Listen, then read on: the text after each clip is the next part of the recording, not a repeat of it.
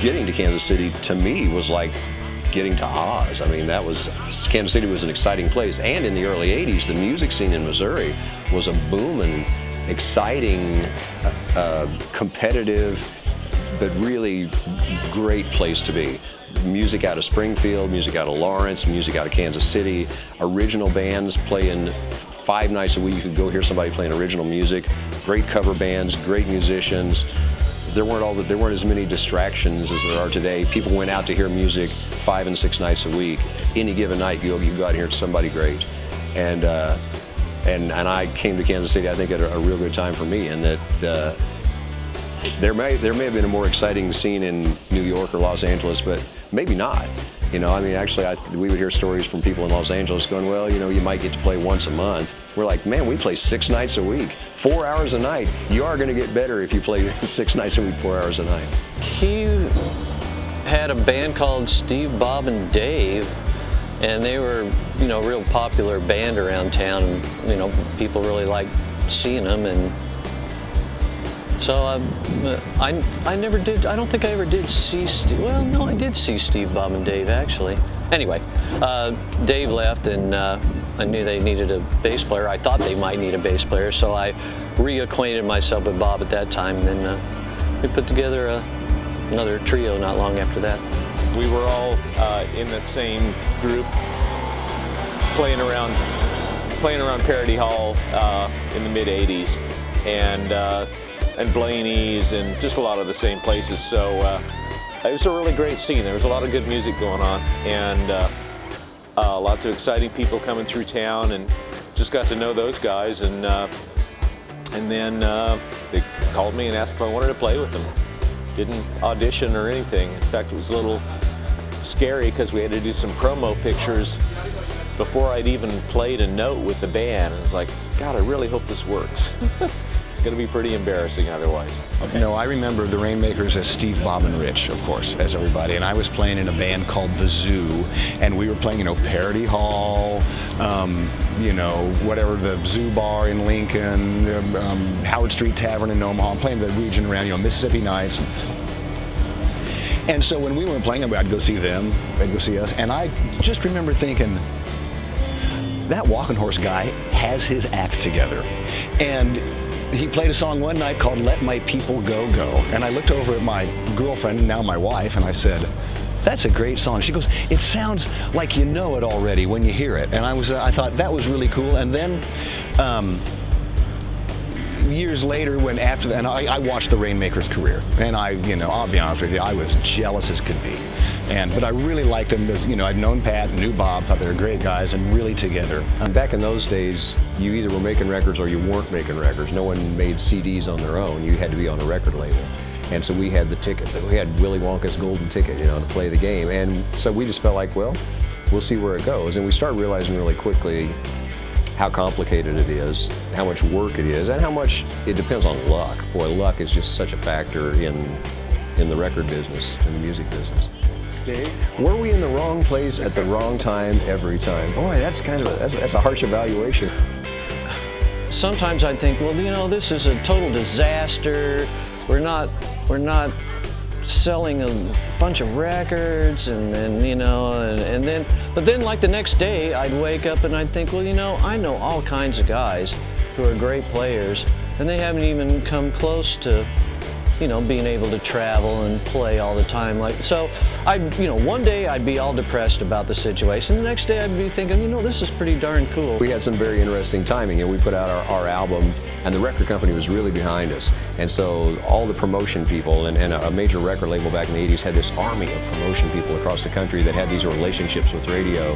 And so everything had to be coordinated, and so they got all these radio stations all behind the song Let My People Go Go, and they were all playing it. And then there was a glitch in at the manufacturing plant, and the record wasn't printed in time. So all these radio stations are playing a record that doesn't exist. And when a radio station finds out they're playing a record that doesn't exist, they stop playing it because it seems stupid that if they're playing a record that people call up, what is this record? Well, you can't buy it. Okay, so, you know, a little timing glitch there. Okay, then second single comes around downstream. All right, we got our ducks lined up. The record is out. It's been out for a couple of months.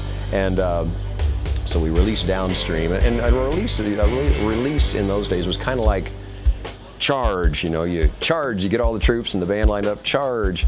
And the very day we put that record out, Bruce Springsteen unexpectedly releases his big live boxed set. So of all the songs that get played at radio, well, the one there might have been a niche for the Rainmakers, except that got taken up by Bruce Springsteen. We always used to say the Rainmakers had fans all over the world, one in every country. And that's a joke, son. But we had the United States is so big, our popularity was real here and there. You know, of course in the Midwest, real strong in the Midwest. And then we would have these little pockets, you know, Portland, Oregon, and different places on the East Coast. And we did real well in Europe, but Europe's kind of fickle. You know, you'll be real popular in one country, England, for instance, and then once you drop off the charts, it's hard to draw a crowd again. But we always had this consistent popularity in Scandinavia, particularly in Norway. Well, there are a few events, you know, in our career that, like playing Top of the Pops, that was a pretty cool thing. It's Top of the Pops is gone now, but still, even at that time, this would have been in the middle 80s, late 80s, it was still a pretty big deal and a worldwide thing. It's something I never in a million years would have imagined I'd get to do, so that was pretty neat. You know, playing all over Europe and Scandinavia and the United States for that matter. You know, we've seen a lot of things. I've gotten to do a lot of things I would have never gotten to do. Managed to be in a bunch of cool situations. Met some really interesting people, saw some places I'd have never been otherwise. I'd have never been to Europe, you know. Probably never been much anywhere, you know. The gold record in Norway, that's a pretty big deal. It's fun to tell people that got a gold record. And then when I say Norway, they're like, what are you talking about? Took a little break after 90, got back together for 2 more albums in 93 and 95, and played till about 97. So I guess that's 4 more years added onto it. But about 97, we kind of lost momentum, I think. We actually lost momentum in 1990, but regained a little traction, and made 2 of what I think are our best records, Flirting with the Universe and Skin. But you know, we had kids, and I had kids, and marriages and responsibilities, and it was just kind of time to stay home. When we started out, you know, we were ambitious, edgy young men, and that serves you well when you're younger. It propels you. You need to prove to the world that you're out to do something, and you try to figure out ways that you're going to measure that. How many people are you playing for? How much are you getting paid? How many records have you sold?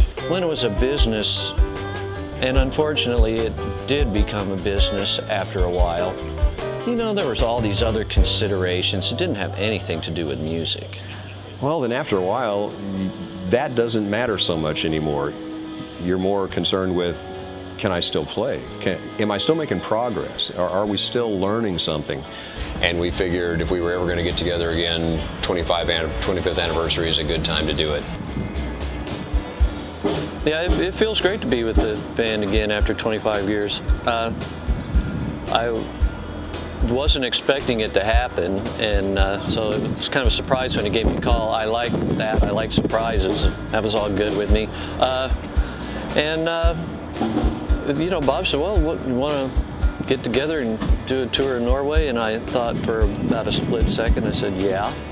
And I was up there at the lake, just Barb and I by ourselves, my wife, and I got a phone call, and he said, Jeffy, you want to be a Rainmaker? And I said, well, yeah, I'd be stupid to say no. I've been playing the songs for 8 years. I was in a band with a guy I'd never met. Even in the 25 years of playing in the same circuit together with Rich, I'd never, you know, I'd seen him play, he'd seen me play, never said word one to the guy. So first time I met him was at the photo shoot for the record, and he was my instant new best friend. 10 minutes after we started playing, it was like, you know, I just saw the guys yesterday. So that was pretty remarkable. And then we started putting together that tour, and Bob mentioned somewhere down the line that, well, maybe we ought to just make a record too, since we're going to go out there and do it. And I thought, well, yeah, that sounds good. So, of course, you know, he writes a whole bunch of songs, great songs, in a short amount of time, which boggles my mind. I don't know really how you write that many good songs in that short a time. But Bob does just fine coming up with stuff by himself.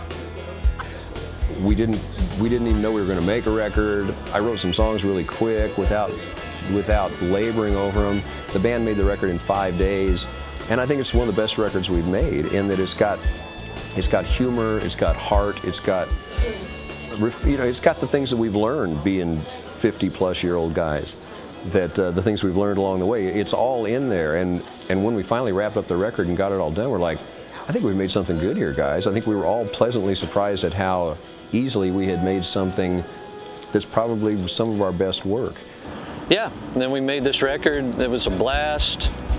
Worked with Jeff for the first time and all this stuff. He's a blast, so, very cool. I'm loving it. This new album, 25 On, it's a great crop of tunes. I know that. And it all fits. Albums need to kind of fit together and not be disjointed. A group of songs, the album, which I realize is becoming almost an antiquated art form. It's like, well, I'm sorry, that's the way I think. The relationship of songs, the way an album begins and the way it ends. I can't make people listen to it that way, but that's the way the Rainmakers are going to assemble songs. Yeah, it was, shoot from the hip for sure.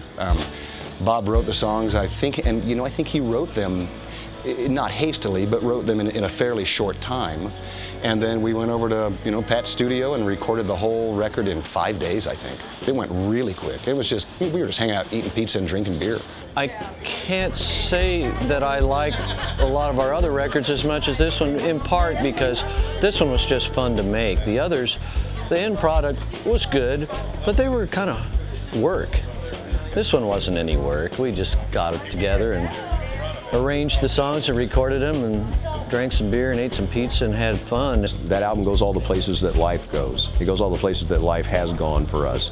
There's memories, there's sex, there's desire, there's frustration, there's all those different things that we all go through, and I think we got little bits of all that in the record, and without really trying too hard, it all kind of happened, and that's usually the secret of the best art. When you kind of don't try too hard, the best things happen. I think age mostly just distills you down to what it is you are. I think one of the real joys of playing now is when you're starting out your music career, there's a lot of ego involved and there's a lot of ambition involved, and after 25 years, that stuff has fallen to the wayside, and you're glad to be playing with your war buddies, the guys that you've traveled all over the place with, and with me and Jeff, he and I play together every week, and so music becomes something that's less about you and it's more about us. To see what impact the band has had on people's lives and how it has been a soundtrack to these people's, growing up and so much that has happened to them, it made me feel really lucky. Stories that are in the songs they're the stories of my life, but they're also the stories of the lives of the people who listen. I think that they can apply those songs to their lives and identify with where the place they were laying out on the hood of a car drinking beer and watching meteorites. It becomes a description of their life too.